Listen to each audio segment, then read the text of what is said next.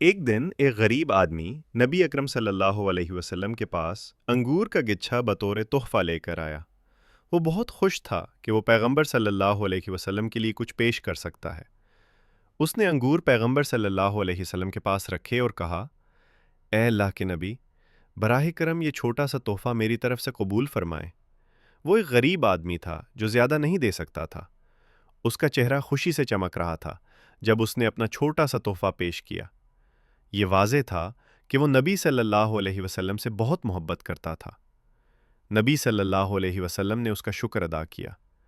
جب آدمی پر امید نظریں ڈال رہا تھا، نبی صلی اللہ علیہ وسلم نے ایک انگور کھایا، پھر ایک اور کھایا۔ آہستہ آہستہ نبی صلی اللہ علیہ وسلم نے پورا گچھا خود ہی کھا لیا۔ انہوں نے حاضرین میں سے کسی کو بھی انگور نہیں دیا۔ وہ غریب آدمی جو انگور لایا تھا بہت خوش ہوا اور وہاں سے چلا گیا۔ نبی صلی اللہ علیہ وسلم کے ساتھی جو وہاں موجود تھے حیران رہ گئے۔ عام طور پر نبی صلی اللہ علیہ وسلم جو کچھ بھی حاصل کرتے وہ ساتھیوں میں بانٹ دیتے۔ وہ جو کچھ دیا گیا سب مل کر کھاتے۔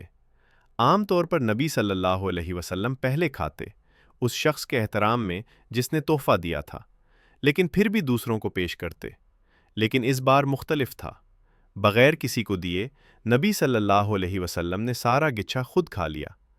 ایک ساتھی نے احترام سے پوچھا، اے اللہ کے نبی، آپ نے سارا انگور خود کیوں کھا لیا اور ہم میں سے کسی کو کیوں نہیں دیا؟ نبی صلی اللہ علیہ وسلم مسکرائے اور فرمایا، میں نے سارا انگور خود اس لیے کھایا کیونکہ انگور کھٹے تھے۔ اگر میں نے آپ کو دیا ہوتا تو ممکن ہے کہ آپ کے چہرے پر مذاق یا ناپسندیدگی ظاہر ہوتی اور اس سے اس غریب آدمی کے دل کو تکلیف پہنچتی۔ میں نے سوچا کہ بہتر ہے کہ میں سب خوش دلی سے خود کھا لوں اور اس غریب آدمی کو خوش کر دوں۔ میں نہیں چاہتا تھا کہ اس غریب آدمی کے جذبات مجروح ہوں۔